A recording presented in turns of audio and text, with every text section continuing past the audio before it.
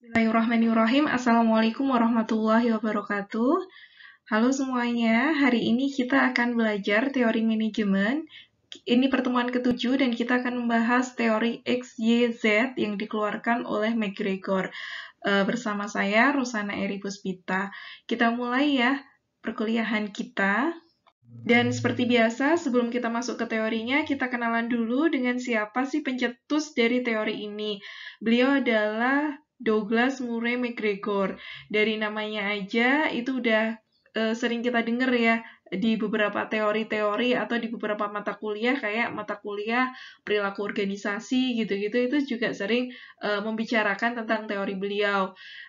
Teorinya sering disebut juga dengan teori McGregor. Itu diambil dari namanya. Ada yang menyebut teorinya juga teori X, Y, kayak gitu ya. Teori X, teori Y, gitu, teori McGregor gitu. Banyak sebutannya untuk teori ini. Beliau itu master dan PhD, master dan doktoralnya itu dari Harvard University. Keren ya. Yang sering kita baca itu loh Harvard University, Harvard Business Review gitu-gitu kan ya Harvard. Biasanya kiblatnya orang-orang manajemen kan dari Harvard kayak gitu. Beliau lahir di tahun 1906 dan meninggal di 1964 kayak gitu. Jadi ini udah ilmuwan zaman dahulu kayak gitu ya. Udah keren banget dan teorinya sampai sekarang masih kepake gitu. Oke, kita lanjut ke teorinya itu membicarakan tentang apa sih kayak gitu ya. Ini gambaran dari teori X, Y, dan Z yang Bu Rosana rangkum dalam satu buah tabel. Biar enak kayak gitu, dan kita bisa langsung ngebandingin. Sebenarnya intinya sih kayak gini, teori X itu adalah pandangan bahwa orang kerja itu berat, terus orang tuh harus diarahkan, kerja itu dalam tanda petik gitu ya, menyiksa gitu, jadi malas kerja, kayak gitu ya. Nah, kalau teori Y itu enggak, teori Y itu ya kerja itu adalah bagian dari hidup kita gitu kayak kita makan, minum, kerja itu tuh satu hal yang natural aja yang dilakukan oleh orang kayak gitu. Kalau teori Z itu lebih berkembang lagi. Teori Z itu lebih ngomongin tentang gimana sih caranya supaya lebih produktif gitu ya. Oh, harus dilibatkan. Terus orang itu harus seperti apa sih supaya produktif lagi. Nah, itu perkembangan dari teori Z. Oke, kita mulai dari satu persatu dulu ya. Dari teori X dulu. Kita mulai dari baris pertama. Employees dislike work and will try to avoid it. Jadi sebenarnya orang tuh intinya tuh nggak suka kerja gitu, males untuk kerja dan berusaha untuk menghindarinya, melipir dan lain sebagainya. Itu adalah teori X.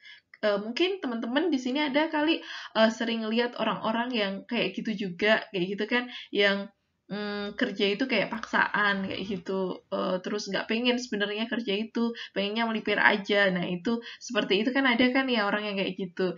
Nah ada juga orang yang gambaran di teori Y. Teori Y itu adalah karyawan itu melihat pekerjaan itu sebagai sesuatu yang natural dalam hidup dia. Ya kayak makan, minum. Ya orang kan harus makan, minum, tidur, kerja itu sesuatu yang natural. Ya emang orang tuh harus kayak gitu. Nah, itu adalah pandangan karyawan yang teori Y gitu. Nah, ini mungkin teman-teman juga ada nih yang sering lihat gitu kan. Orang yang semangat kerja ya emang kerja itu adalah bagian dari hidup dia gitu. Dia nggak melipir dari kerjaan dia nggak merasa tersiksa dari kerjaan dia. Nah, itu seperti itu, teori Y. Nah, kemudian teori Z seperti apa? Teori Z itu ngomongin tentang employee involvement, pelibatan karyawan, itu adalah kunci dari peningkatan produktivitas. Jadi kalau misalnya produktivitas karyawan itu mau dinaikkan, maka dia harus dilibatkan. Nah, ini sebagai contoh mungkin teman-teman nih yang ada mungkin yang ikut organisasi apapun itu di kampus maupun di luar kampus seperti itu biasanya kalau dilibatkan dalam sebuah kegiatan itu nanti akan lebih produktif lagi gitu kan, diberi amanah itu nanti akan lebih produktif lagi. Nah, itu adalah gambaran dari teori Z kayak gitu ya. Terus berikutnya kita ke baris berikutnya. Teori X nih ya, employee prefer to be controlled and directed.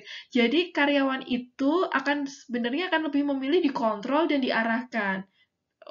Tadi selain dia tuh nggak suka kerjaan, dan dia orang-orang atau karyawan-karyawan yang menganut yang kita pandang sebagai teori X kayak gitu ya, itu mereka harus dikontrol dan diarahkan. Kamu harus kayak gini, kamu nggak boleh kayak gini dan lain sebagainya, diarahkan kayak gitu. Sementara di teori Y itu enggak.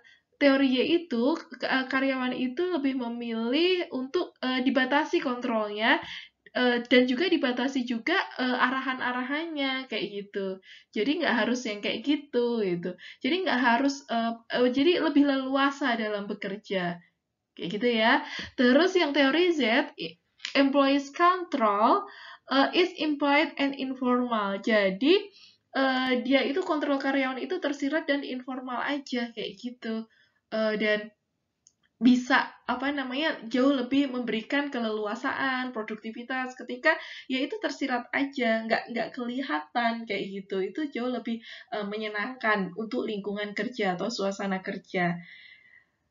Dan berikutnya, baris berikutnya, teori X itu employees, karyawan itu membutuhkan keamanan atau keamanan ya, security, not responsibility, dan bukan tanggung jawab. Dia membutuhkan keamanan kayak gitu, bukan tanggung jawab. Jadi penting kerja itu aman gitu, bukan dikasih tanggung jawab. Beda dengan teori Y. Teori Y itu responsibility itu penting kayak gitu. Jadi dikasih tanggung jawab itu penting, dikasih amanah itu tuh penting untuk dikasih tanggung jawab ya, dikasih amanah lah istilahnya, itu tuh penting. Terus kemudian yang teori Z, karyawan itu lebih memilih untuk share, berbagi responsibility, berbagi tanggung jawab, berbagi peran kayak gitu ya, dan juga berbagi decision making, pengambilan keputusan. Makanya perlu kolaborasi dan lain sebagainya. Itu adalah teori Z. Kita berbagi peran, saling mengisi satu sama lain, seperti itu ya. Itu teori Z. Nah, sekarang kita balik lagi ke teori X, baris berikutnya. Kalau teori X itu karyawannya itu harus diintimidasi, diancam gitu loh. Kamu harus kayak gini, kalau enggak nanti gaji kamu dipotong, kalau enggak nanti kamu ngapain, kayak gitu. Supaya itu tuh perform kayak gitu.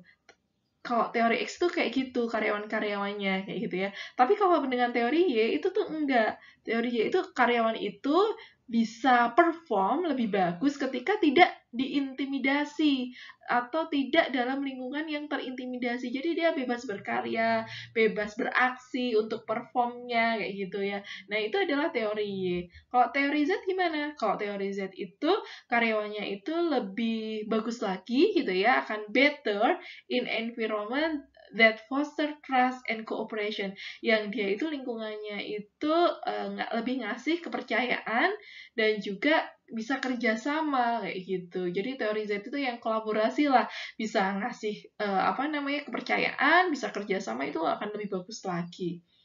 Nah, berikutnya adalah teori X kayak gitu ya. Karyawan itu dimotivasi oleh financial reward. Jadi kalau mau memotivasi gitu ya karyawan-karyawan yang teori X gitu ya, itu dengan reward gitu. Kalau teorinya gimana? Enggak, teorinya itu dimotivasi gitu.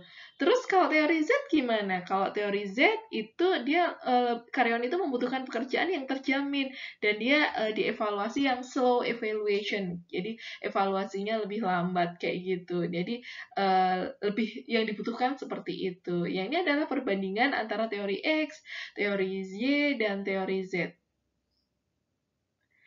Teori X itu dikemukakan oleh McGregor, teori Y itu juga McGregor, sedangkan teori Z pengembangannya itu bukan McGregor tapi Oji. Oke, gitu kita lanjutkan ke diskusi. Adakah yang mau ditanyain dari teori X, teori Y, dan teori Z? Jadi ini sebenarnya cuma kayak perbedaan karakter kayak gitu sih. Teori X itu lebih ke karyawan tuh harus diintimidasi gitu ya. Karyawan tuh harus diarahkan. Karyawan itu harus sebenarnya tuh dia nggak suka kerja, makanya harus dipaksa. Kalau dimotivasi ya dimotivasi pakai uang, itu X gitu ya. Kalau Y itu lebih ke kebalikannya, enggak kok gitu ya. Teori Y itu nggak kayak gitu, bukan yang orang itu nggak kayak di teori X gitu kan. Itu tuh bagian dari kehidupan. Jadi terus kemudian itu tuh bisa dikasih tanggung jawab dan lain sebagainya. Nah, kalau teori Z itu lebih ke kolaborasi kayak gitu. Yuk kita diskusi di forum kelas.